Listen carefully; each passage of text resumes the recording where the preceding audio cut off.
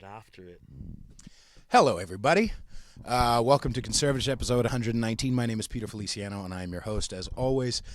Wherever you're listening right now, whether it be YouTube, Spotify, iTunes, wherever, Google Play, Stitcher, make sure you subscribe, make sure you rate it, make sure you review it, and share it with your less offendable friends. And you can find me on Instagram at Peter_Feliciano. You can find me on Twitter, although I don't really use it. Just search me, you'll find me.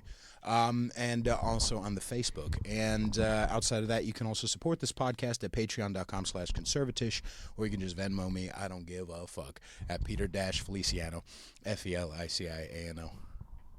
Hello, everybody. Our guest today is Dan Dillinger. What's going on? Where can people find your stuff, by the way, real quick? Oh, man. You can find me Instagram at the Dan Dillinger. Facebook, same thing. And my website is dandillingermusic.com. All right. Yeah. Lovely. And you just came out with something new recently. Yeah, I just released a video for Trapped. Yeah, it's a single off my I liked it. my record. Thank you. Yeah. Off my record called Trapped. Also, I don't have a date for it yet. I'm assuming it's probably going to come out in the summertime. Mm. But yeah, that video's been done for like a year, and I was like, You're like 100 pounds thinner. You're fucking yeah. yeah. I was like, the homie who shot and edited it, Loki. He's like, one of the most crazy perfectionists I've ever met, and he was like, no, I gotta do this, I gotta do that. So he like shot me like probably 5 different versions of the video. Wow. Yeah. And but I was like, dude, let me just do this. We'll Right. get it out. And so I released it New Year's Day. And yeah, I'm pretty happy with the response. I'm pretty happy with the video. Mm. I think it's pretty cool. I've never really. It's kind of weird. Like, I don't know how to promote music. Like, You're on the right podcast, sir. well, now. No, it's just weird though, because like I don't know how to promote my music. Does it feel weird? So, like, for me, sometimes it feels like, please support this podcast. Yeah. Like, I just feel douchey. Yeah. What is the feeling for you? It's the same. I'm like, I don't want to bother you, but I worked really hard on this thing. Like, I do feel bad because it's like, I know how like busy and complex my life is, and I don't even do a lot.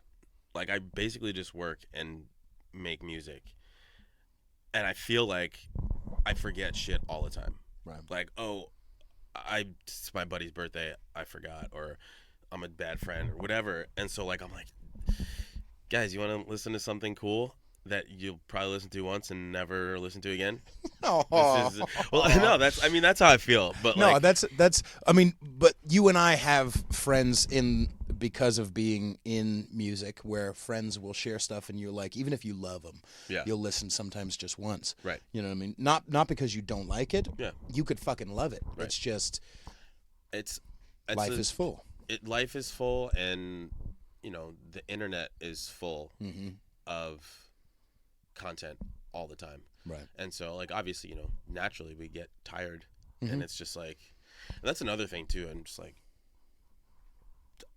I don't want to contribute to your like mind-numbing information feed that's constantly just like, Right. like you're on the train or you're out at a restaurant or a bar or whatever, and Right. people are on their phone. 9 times out of 10, they're on Instagram, Right. or Facebook or some form of social media, and like you're just constantly being fed information. Well, what's nice about the audio medium, though, is that you can do other shit while you listen. Right. With a video, it's a whole nother thing. Although there are a lot of people who watch this on YouTube. I subscribe to YouTube with the $10 a month or $12 or whatever it is. Mm-hmm. So I can X out of my app. I can Right. press home and Right. it continues to play. Yeah. So I just listen that way. But with audio, you can do other stuff. Right. That's the hard part, because so much of it now is videos. Right. Like, so much of it is YouTube, and there are artists that don't even have albums out, but they have like 60 videos. Right. And that's how they become whatever. Right. And you're just like, well, what are you doing though with all these songs? Like, and So it's that's always been weird to me because I've never had access to somebody who shoots videos like that. So now, like, you mean an artist or you mean a videographer? A videographer, okay, somebody who's like, who is capable enough in my eyes, or like has the same kind of vision for what I'm doing as I do now. And so now, you know, we've been talking and we're just like, now we're just gonna like make a shit ton of videos and just throwing out content. So you creatively you fell in sync with this person. And yeah. We like a lot of the same stuff. Or, you know, I don't even remember how I met him, to be honest with you. And but I remember like the first time like how I got in contact with him. But the first time I met him was the first day that we shot this video. Oh, really? Yeah, and I was like, who is this tiny Jesus-looking kid? It's nice. Basically what it was, and I was like, all right, well, like, cameras make me not nervous. I just don't like them. I grew up not being comfortable in front of cameras anyway. So, like, now I have to, like, rap in front of this person I've met for literally 30 seconds. Right. With a camera in my face. Right. And we're breaking into, like, a fucking factory. And I was like, all right, well, might as well just, like... I had this experience too where I did the That's Why You Got Haters video with Christian Hernandez from Ardent Imagery. He did a fucking phenomenal job, and also I think he's gonna do stuff soon with Jefferson Berge and possibly my dad Rick Feliciano, who does not only he did the horns on my album, but he also has a huge career and this giant salsa band. Oh shit! And called Latin Rhythm Boys. And did you ever go to Hip Hop ROTC over in at the Boom Boom Room in San Francisco? This weekly free night of hip hop every Sunday, live band and DJ Kev and Cypher. So just rappers from all over the Bay come and just get in a line and, you know, have 16 bars and then pass the it's pretty awesome. That's cool. And so we went there to video it, and then we also went around the corner, and I'm quietly rapping my lyrics or singing my lyrics while Christian is like videoing, and there's people like walking up and walking around like it's a stolen shot for sure. You know, it's an awkward thing to do. It's very awkward, and it's kind of funny because I've always like, I'm not a freestyle rapper. I'm terrible at freestyling. And like, if I'm not literally at a live show, performing for me is really weird. So like, if I'm doing it in public, like as you would, and if you're shooting a music video during the day, people are like looking at you. Right. And it always makes me feel weird, and I get really distracted by them. Right. And then I also have this like weird kind of like anxiety about, well, what if some dude sees me rapping, he's like, yo, let's freestyle. And I'm like, I'm literally just trying to shoot a video. Like, I don't. Right. So like, I don't know. I'm like the complete opposite of what a rapper is, I think. So but I've seen you perform and you were fucking great. Thank you. So what makes it? Is it the energy of the audience? Is it, okay, this is crunch time? Is it, this is the appropriate setting? What do you feel like it is? I think it's a little of all of it. I also think that like, it's something you have to do as an artist. You know what I mean? Like, you have, like, you can't be a studio performer. Right. Unless you're... A lot of motherfuckers can right. legally. You know what I mean? Right. But like, no, I mean, that would be like ideal. Really? I mean, I hate performing. It's really? It's my least favorite part of it. I know, and you're fantastic. Like, I could tell you love it though. Like, I'm just like, God, this, like, it takes me literally like maybe 3 songs to get comfortable, and then I'm like, all right, and then by then my set's almost over. Okay, yeah. From the, I think I've seen you perform 2 or 3 times, and you didn't. We can't tell, so we'll just put that away. I'm sure. I don't know if anyone told you, but yeah, we can't tell that you're not confident with it. Well, I appreciate that. Yeah, no, it feels that way. I've always hated it. I remember like when I was like 7 years old, I had a violin concert, recital, whatever the hell it's called, and I was so nervous that I didn't do it. I didn't even go on stage. Nope. I was eating dinner at a Chinese restaurant across the street from my school, and I was so nervous, and I told them, I was like, I can't do it. Nice. So I didn't. Yeah, that's where it came from, I guess. I was just so nervous, and I hated it. What was your parents' reaction to that?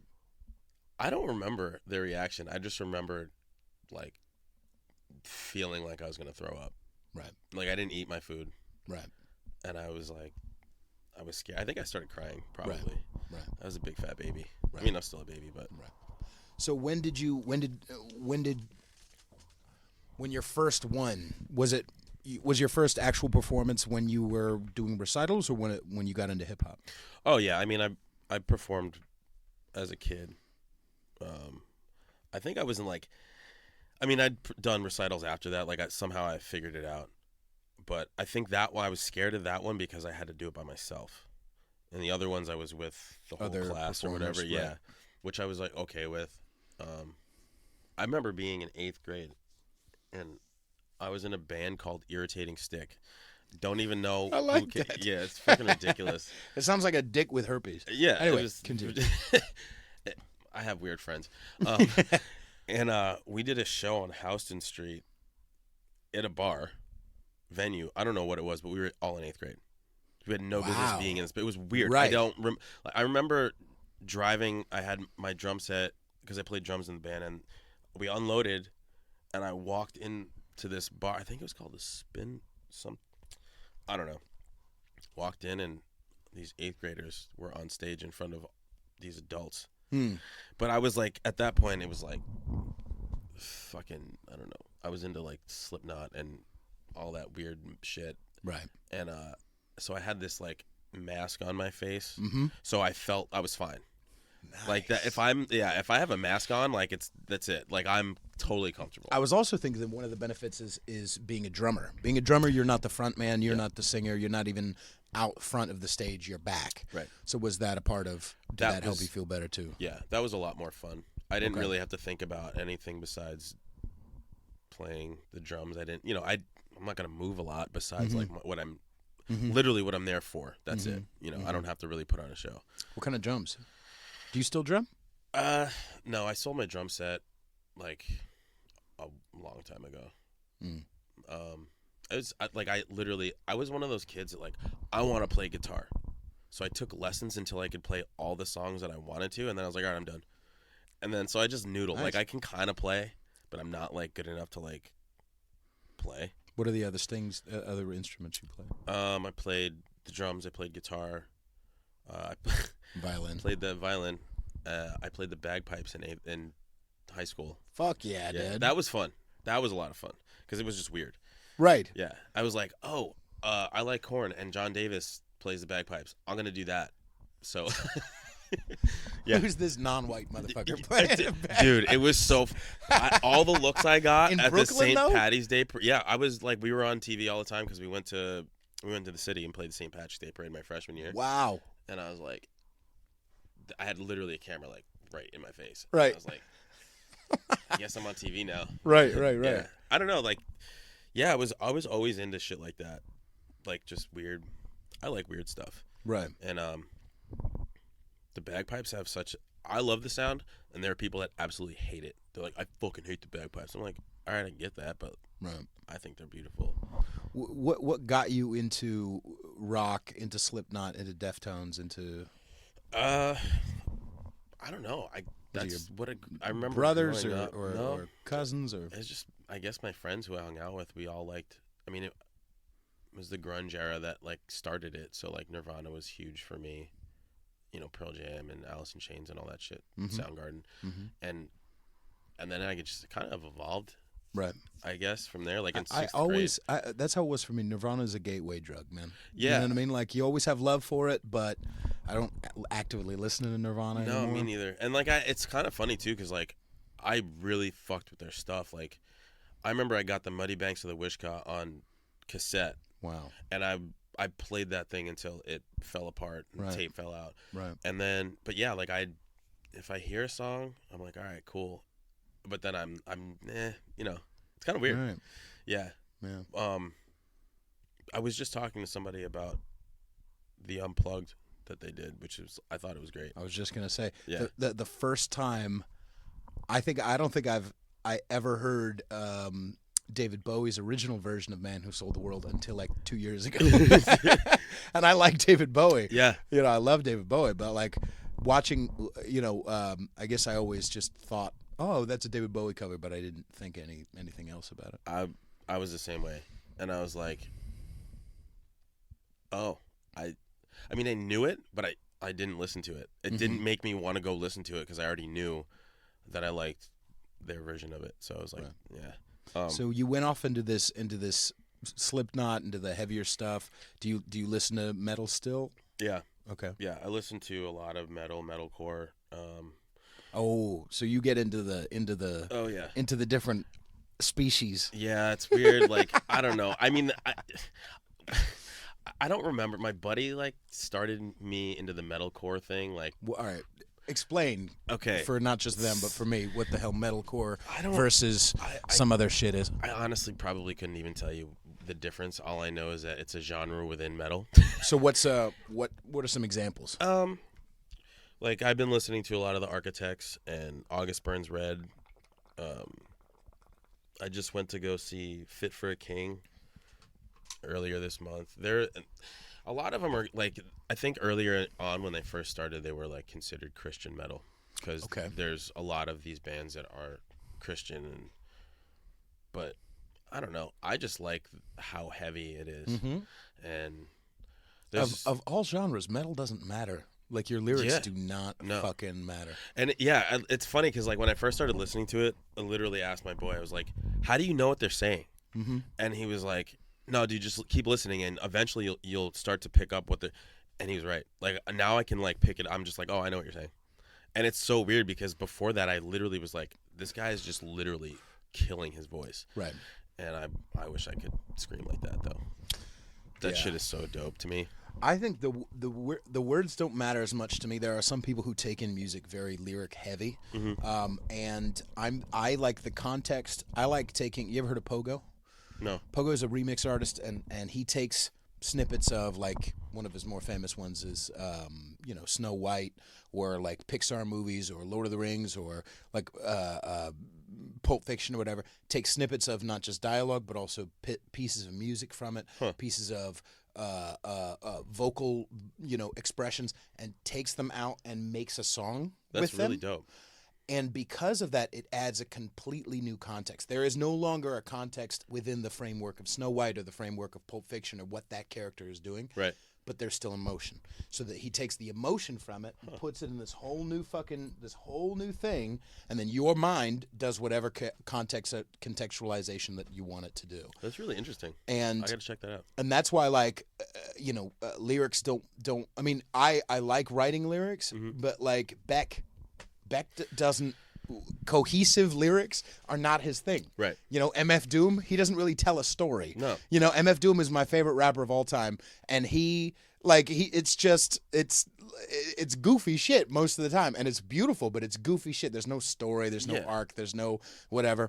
And that's what I love is I'm not tied into it. So when it comes to metal, I like the emotion, and my brain recognizes and remembers what scream he's doing at a certain time. Right. I don't really need to. Right. No, I agree with that. I mean, it's kind of weird because I remember when I first started writing, started rapping, it was all the lyrics had to be like, I had to be saying something. And like now, I feel like it's just. I don't know sometimes, like when I start a project, I don't know what the fuck I'm writing. It just like comes out, and it really depends on my mood, what I'm going to say. Right. And I think what I moved from trying to create that like crazy, not even punchline, just like, oh, these lyrics are sick, to I just want to give you like a really crazy image or create an image in your mind with whatever I'm saying. Like it's weird, or like it's hard to explain, but yeah, it's not like sometimes I feel like, dude, I'm not even saying anything. And sometimes people are like, what's that song about? I'm like, I don't know. Yeah. I don't remember what I was thinking when I was writing it. It just, now it's here. Take it for what it is. Like, There's a song on the album that I came out with a few months ago. You can find it on iTunes, Spotify, and everywhere else. Called "Stay," which I really love, and people really like it, and I love it for what it is. But there's like 5 words in the whole. I mean, there's more than 5, but I mean, like, there's like it's a very simple song, and it's kind of about death or whatever, and how time is, gonna kill us all type of thing. But like, I don't even like. I mean, most of the time, my lyrics are much more like right on the fucking nose. I don't like this rapper, or I'm a piece of shit, or you're, or something funny, or something this or whatever. But with that song, it's just very vague, and I pull back all the way, and I like it because I don't have to be conveying anything, and when I'm performing, I click in right away until I know what emotion I'm trying to convey. Right. I'm going to fucking terrify you. Yeah. And that's it doesn't matter the lyrics. Right. My face, my voice, my tone, my playing, my whatever. That's all to create an emotion. Right. That's, I mean, and those are the best songs to perform live because that's why you do it.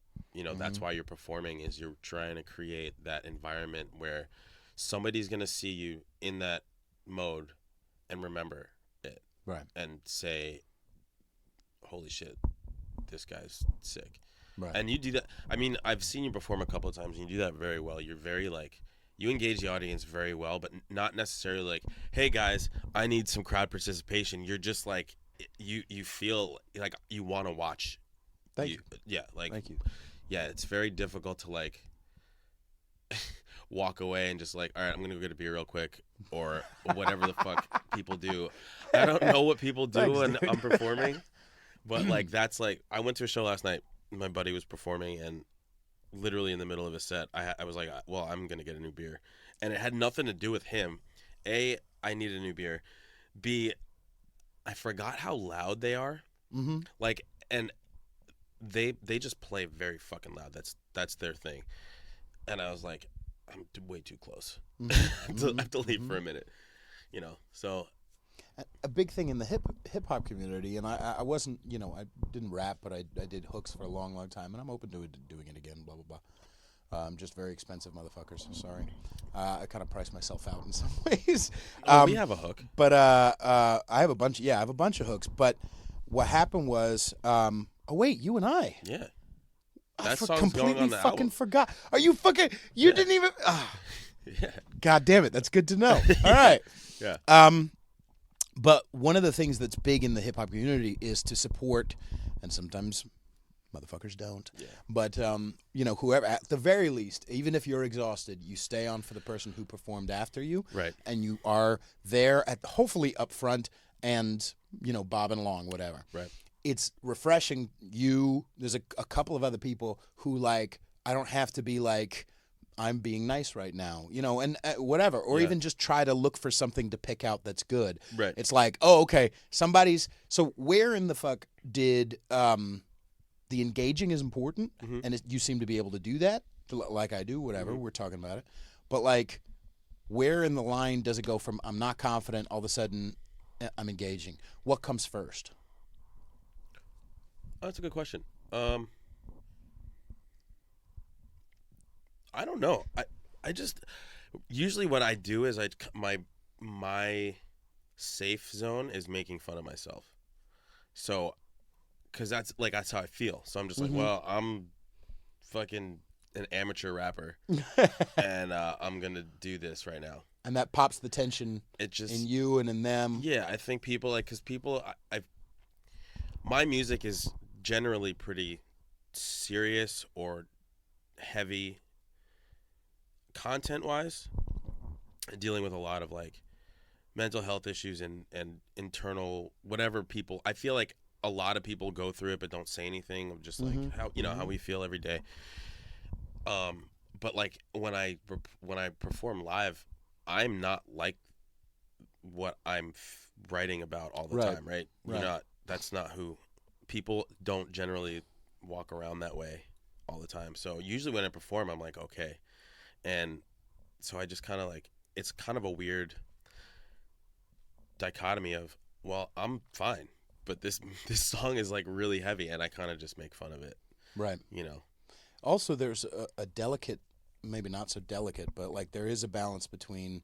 It's harder I think for rappers to engage someone when they're performing because, obviously, there's things like people are loud or whatever. Yeah. But when it's repetitive and often the hip hop shows that I've gone to or been a part of are 3 hours long. Yeah. By the end, like, you're tired of bass. Yeah. You're tired of it. Right. And you're tired of standing and bobbing your head. There's only so much you can do. Right. And as a performer, there's kind of only so much you can do. Right. So there's songs where call and response. There's songs that are introspective and deep, and there's songs that are just grabbing your balls like I'm the shit. There's a bunch of them, Yeah. right? So, well, how often do you perform? Like, do you feel like... Not a lot. Okay. And how long have you been in New York? 3 months. Yeah. It's hard, like, and I found this, like, being in New York, I perform here maybe twice a year. Okay. Because I don't want to keep hassling my friends to come to a show. Right. You know, like, hey, come to this show that you've seen 30 times already, 30, whatever it is. Like, Okay. you know, and then also there's... You mean content-wise? Yeah, it's going to be the same show. Okay. Right? Not same show, but it's like, for me, it's going to be the same set. You've already seen this stuff before. So, like, me, then, like, when I perform a lot, then I feel pressure to do newer songs that people haven't heard, and then I fuck those up. Well, okay. Which is fine. I just have this, like, I have this, like, thing about, like... I mean, I kind of think can't that's fuck good. Up. But then also there's so much to do here that... Meaning? There's so much stuff to do in New York City. I see. For them. Yeah, that, like, people, you know, they probably already made plans, like, a week ago. You know, and also, like, I'm older, so all my friends have real jobs and don't work in the service industry, and they're not going to come out on a Tuesday night and watch me rap at 11:30. Right. You know what I mean? And so I don't know. It's really only, like, twice a year in New York, and then I'll try and go on tour. Mm-hmm. And that's kind of it. Like, I don't really perform that much. Do you have better experiences when you're on the road? For me, it's more fun for me because I'm away from home. Mm-hmm. You know, like, I'm on the road. I'm rapping for people that... Was that unplugged the whole time? No. Okay, I don't think so. Anyway, continue. Yeah. When you're on the road, you're rapping for... people that I've never met before, and they've never seen me. And I'm seeing the country. That's really why I started doing music, to be honest, is I wanted to travel. And I wanted to engage with people that I normally wouldn't. Okay. So, I mean, I've done that, and I consider myself lucky that I've been able to do that. Right. But yeah, that's really why I kind of do it. I want to help people through my music, because I know music helped me through a lot of shit, like, when I was younger. And, you know, I feel like if I'm writing about shit that other people are going through, I can do that. And that's, you know, that's really the whole reason why I started really, like, trying to push my music, and just to see how far it could go, you know. What was the most helpful band or two for you? And in what ways? In terms of hip-hop wise, I'd say Atmosphere helped me a lot, just because the shit that he was rhyming about, or, like, earlier stuff, I was like, oh, you can write songs about this shit? I was like, dope, because I wasn't, like, accustomed to hearing hip-hop like that. Mm-hmm. Like, it was all radio shit, and stuff on the radio I couldn't relate to because I didn't grow up in the streets or, like, you know, any of that stuff. Right. So I was also like, well, I have nothing to listen to right now. Like, I don't want to hear this. Right. So, then I heard Atmosphere. Wu-Tang was not so, like, there's obviously some street shit in there, but it just sounded different to me. Mm-hmm. And I was like, okay, I fuck with these guys heavy. Mm-hmm. They're also dorks, like, in some ways. Like, not in a bad way. Like Doom and Wu-Tang, like, anybody who, like, researches the fucking Shaolin, like, right, yeah. You're a dork. And I mean that with love, but, like, it's not like Mobb Deep. You know what I mean? And I love Mobb Deep. So do I. But Mobb Deep is just like, I fucked somebody, I did drugs, and I shot somebody. Right. Over and like, over. Like, I literally and over. shots. I know for a fact that he, like, for sure Prodigy definitely shot somebody. Like shit like that. I'm just like, yeah, man, I can't relate to that because I think I've been in 3 fights in my life, and I was in 7th grade maybe. It was violin recital. That's what it was. Right. No, that was it. That was as street as I got. Right. But yeah, no, like those two, and then Swollen Members was another one. They're from maybe Canada. They're from BC, and they just the way that like. He was rhyming about fucking Dungeons and Dragons and shit, I think. Like, it's just, like, weird. It was stuff that I was like, all right, I guess I could write about anything. Right. And then I got into the whole deaf jokes, like A$AP Rock was huge for me. Okay. Even though I had no idea what the fuck he was talking about. Right. But I was just like, this is some crazy shit. So, like, in 2002, I was in, fucking 11th grade, 10th or 11th grade or something like that. And I was like, what is this? I was like, I need to rap like that. So, like, I tried, and dude, some of the earlier stuff, I literally have no idea what I was talking about. Right. And I never will. Right. It was just coming out. Do you still write metal songs? I don't know. Not really.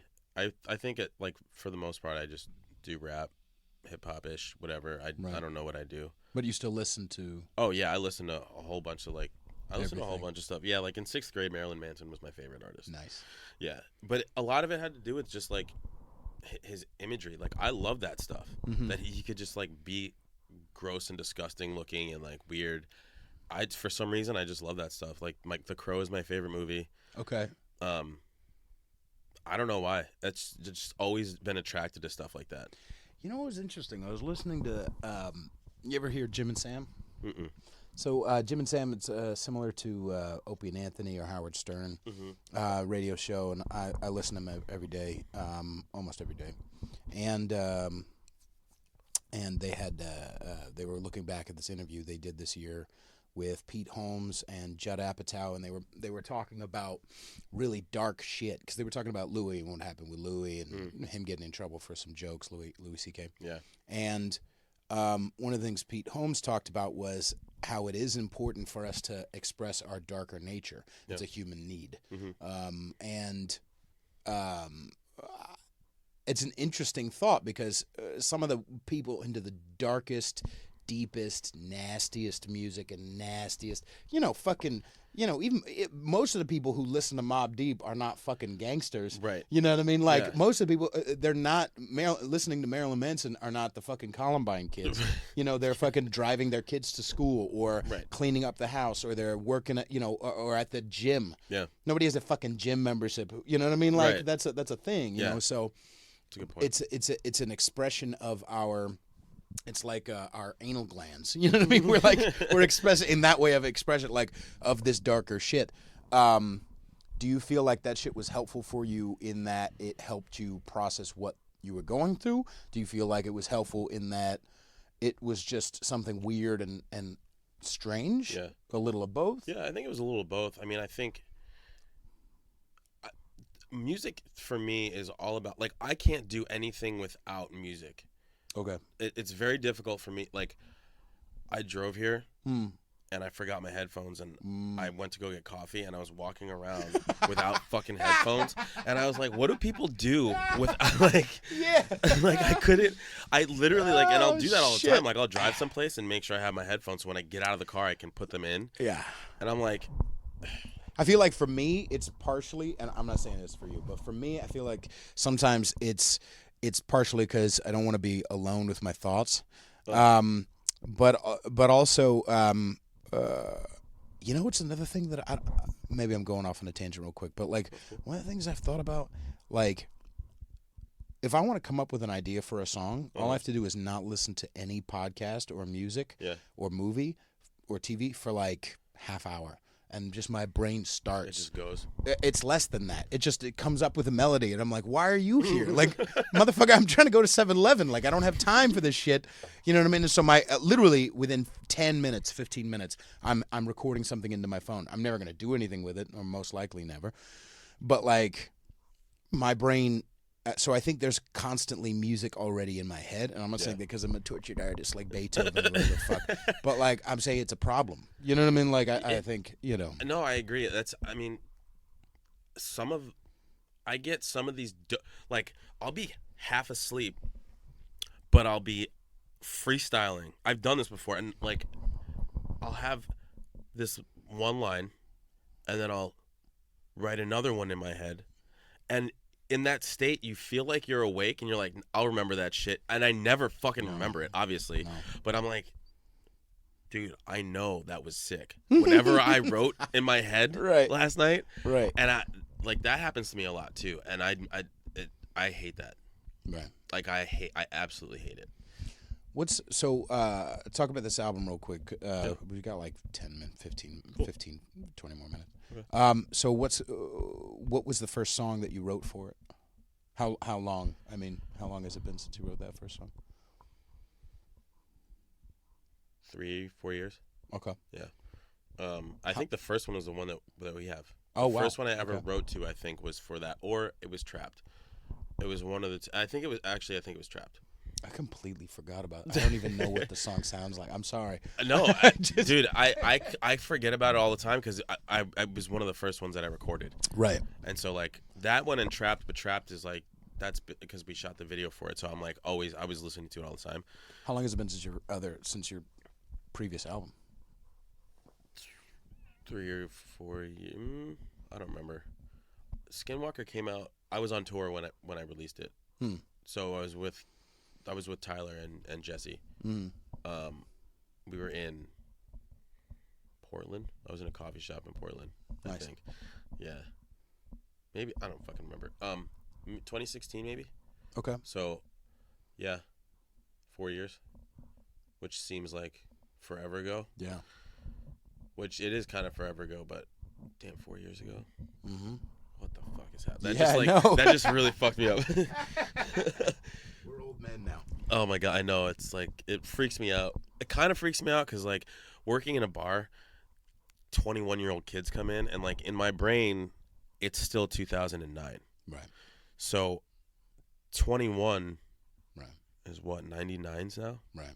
That fucking freaks me out. Right. I look at an ID and I'm like, how are you? You're an adult? Like, no. Right. You know. But I'm 33 and I don't want to be held responsible for my decisions dude, either. No, absolutely not. It's kind of funny because like Pete couldn't help himself. He's only 33. That's how I'm 35 and that's how I feel. Like, yeah. Dude, I feel like every girl I've ever dated is like they realize a little too late after we've started dating that I'm a child and it's not going to change, and they're like, "Fuck." Right. Yeah. What's the is there an overarching theme for the record? Is there? Yeah. It's so Trapped. The song is. I started writing it because I felt like I might be bipolar. Mm-hmm. And I struggle with still probably. I mean, I've never been diagnosed before or anything like that. This is just like my feelings and thoughts on it. But I struggle with depression sometimes, and I feel like most people do on some level. Right. But at the time I wrote it, I was stuck in a job that I didn't want to be at, and I didn't know how to get out of it because I'd been doing it for so long. Mm-hmm.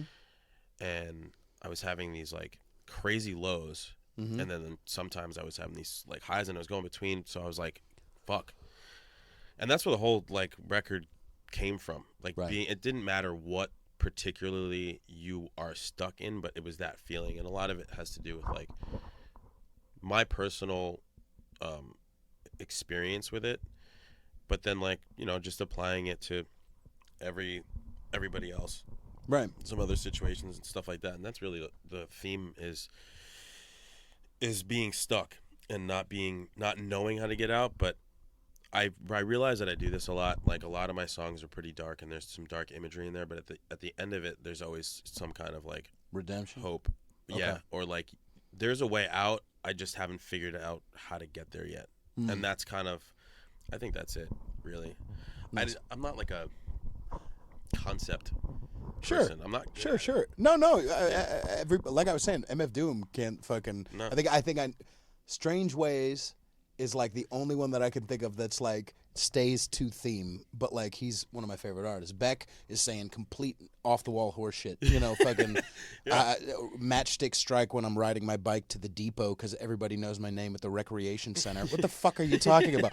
But he's my favorite, or one of my favorites. So I don't think it's necessarily important to stay on theme. But was that an idea when you're going into it? No. Or I'm sorry, after you started. I mean, it was probably after I wrote Trapped, and I was like, all right, I'm gonna just put these songs together. Yeah, I'm gonna see what's going on because I was after that song they started coming a little bit easier.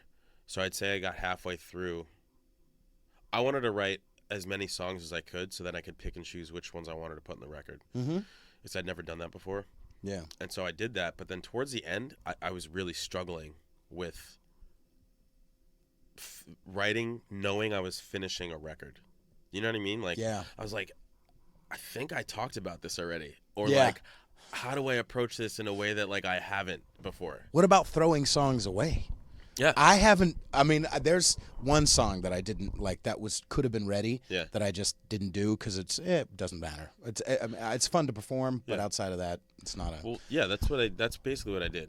I had I think I wrote with the intention of using a good portion of them. I wrote probably like 14, 15 songs.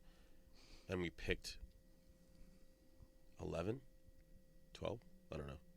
Was there one of those 3 or 4 that you didn't pick that you're like, I wish I could just salvage this beat real quick? Like, or that line. Like the rest of the song, it's a good song, but it's more filler, so I'm going to take it off. But that one line is legit. Yeah, there's one. That's what I'm saying. This is... Yeah, it's a beat that I made. I made the beat, and I was like, dude, this beat's fucking dope. And I'm usually not like that, but I thought the song was dope, and the engineer, he's like, he didn't co-produce the song, but he's this Willie Green. I don't know if you ever met him.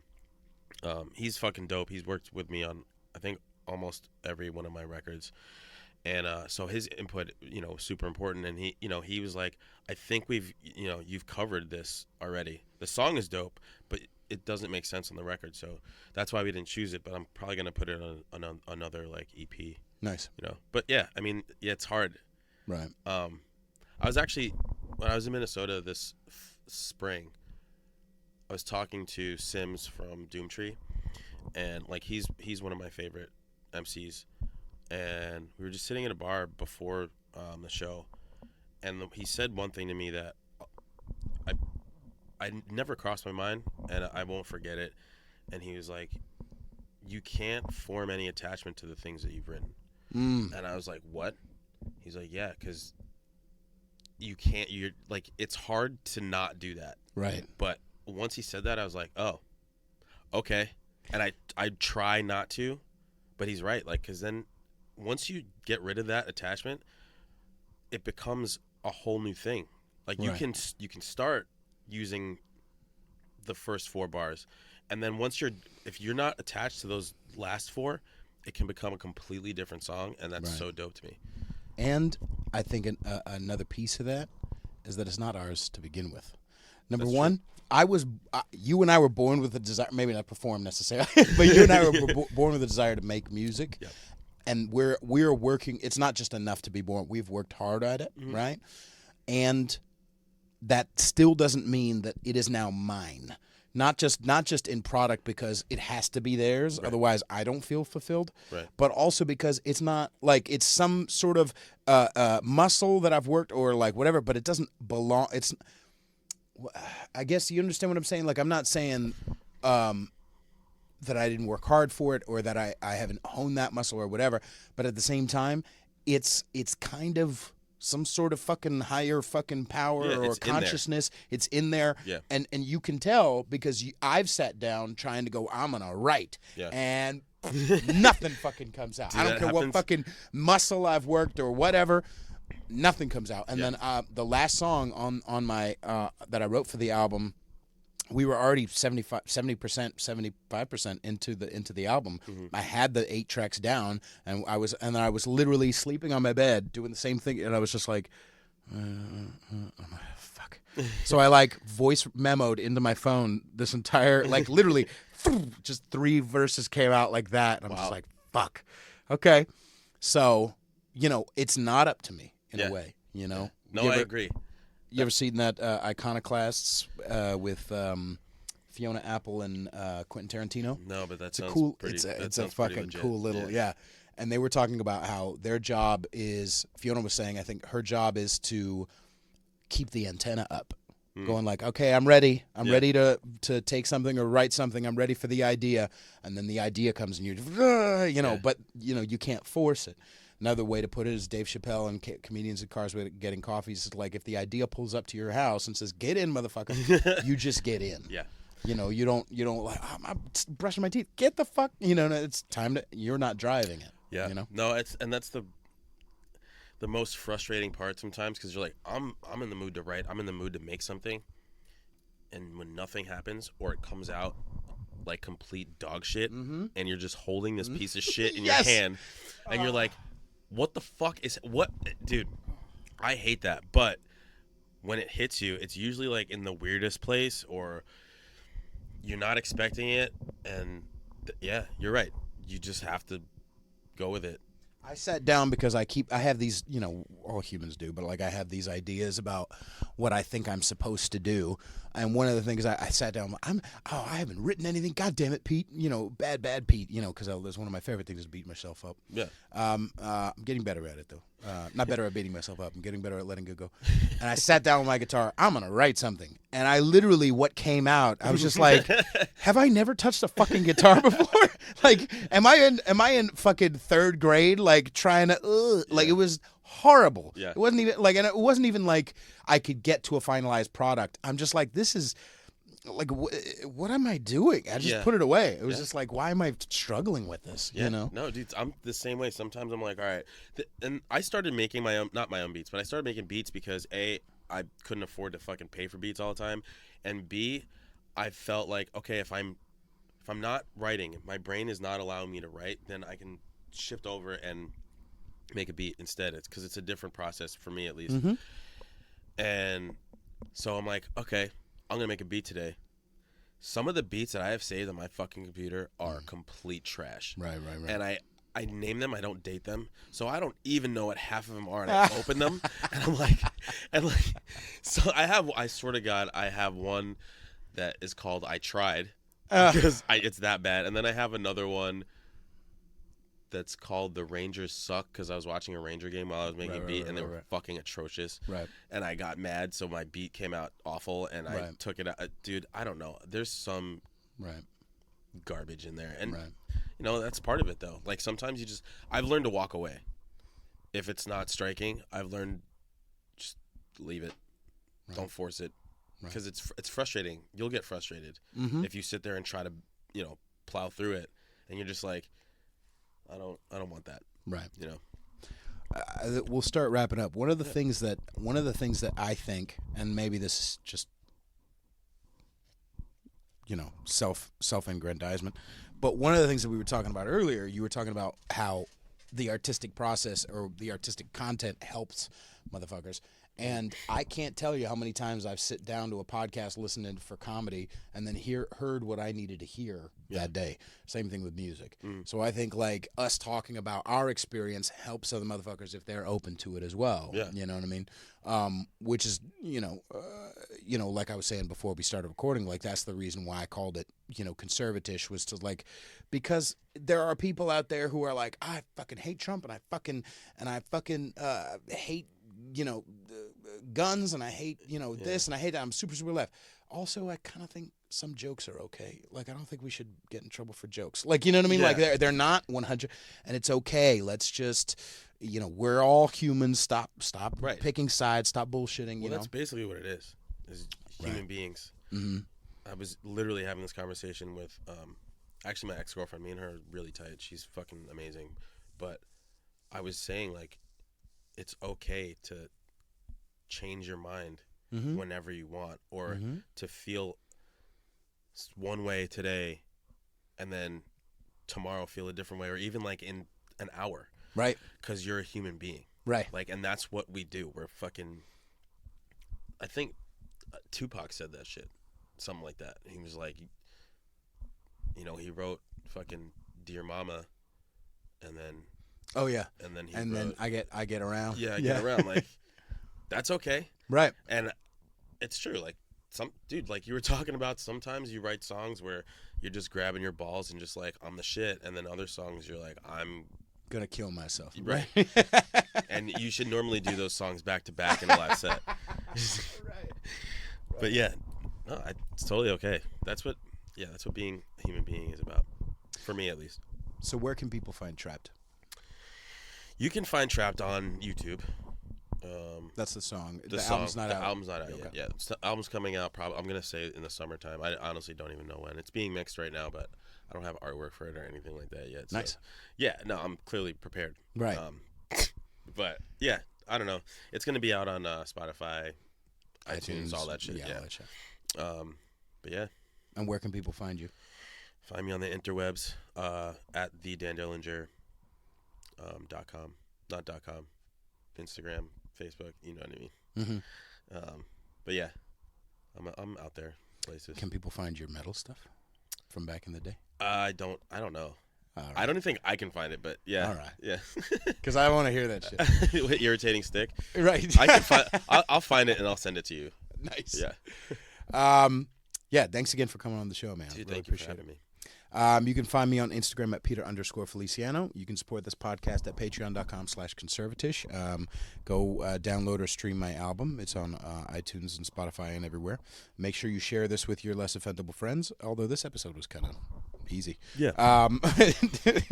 Remember, everybody, when you subscribe, just know, because I'll say this and shut up. I was just talking with Mike Harlow, who's this gay conservative I had, who's a friend of mine. He was the guy I went and watched Cats with. That's coming out soon. The reaction video, and I was talking to him like, okay, because I've had very strong right people on my show, and because I'm I kind of think guns are cool, whatever. Like I'm conservatish. Because of that, I've had a bunch of people who are on the right because they're kind of hungry for people to follow who aren't 100% white and whatever. And so they start following me, and I'm like, hey, by the way, like, you're not going to be happy with me either. I'm a little too right for the left, and I'm a little too left for the right. Like, I talk about ass eating more than anything else. Like, if you follow me and your Instagram handle is like, Christian God believer, moms are cooler than you.com. Like, you're gonna unfollow, but whatever. Yeah. Sorry, I just wanted to rant about myself. Oh, that's okay. Rant away. Thank you very much, everybody, for listening. And looking forward to doing more stuff, and also for our song to come out soon. Dude. Yeah, it's gonna be rad. Bye, everybody. See ya. Thanks again, dude. Yeah, dude. That's rad.